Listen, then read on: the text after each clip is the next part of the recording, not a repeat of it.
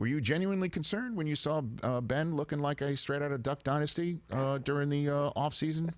What do you think with the beard and everything? Did you sit there and go, uh-oh, at any point in time? Well, I called Ben when I saw the beard getting longer and longer. Yes. I was just coming off of shooting a film called Arch Enemy over this past winter, in which I grew my beard out for the role. Okay. So I had this huge, gigantic beard, and I hit Ben up and I said, listen, I just shaved it off, and my wife has kissed me more today than she did in the previous 6 months with the beard.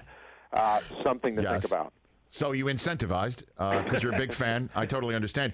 But there was never any question that you were hiding something underneath it in the same way that was supposed about Ben, Joe. Yeah, right. So, I mean, but hey, he has shaved it off.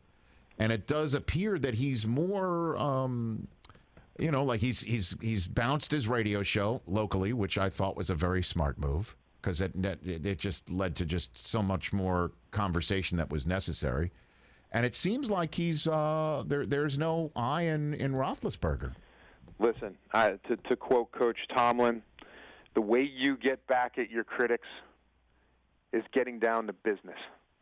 When you come back and you mean business, that's when they shut up, and that's what it's all about this year, and that's what Ben's all about. It's all about getting back down to business. And what do you think? Let's ask the poll question of Joe. This is good. Okay, Joe Manganiello here. Okay, Again, Joe. We'll get to the Netflix's The Sleepover shortly. But you're familiar with that place in the desert, right, where all the gambling happens? You're familiar, right? I have been there and partaken in some of the aforementioned vices, yes. Indeed. Good.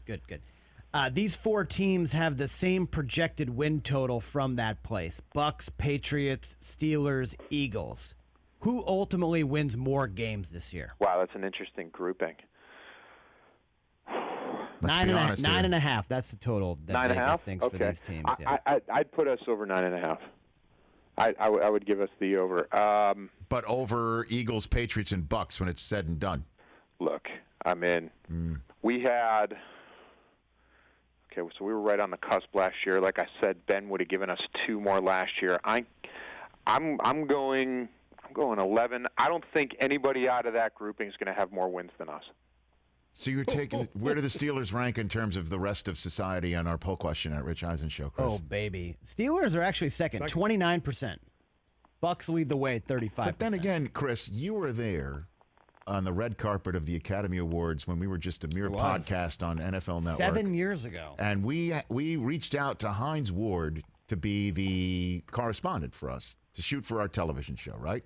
Indeed. And nobody knew that he was going to show up on the carpet of... Right? Like 2 people, you and me. That's it. That's it. And Hines, and obviously. Hines and the Academy. And go 4. tell Joe what you saw at the top of the stanchions of the fans who were appearing. Joe, you've been there. So there's stands when you walk the red carpet at the Academy Awards. And up in the upper right corner was about a dozen Steelers fans decked out in black and gold with towels, and then someone said, "Oh my God, it's Hines Ward!" They had no idea it was there. Started going ape. It was crazy. They're everywhere.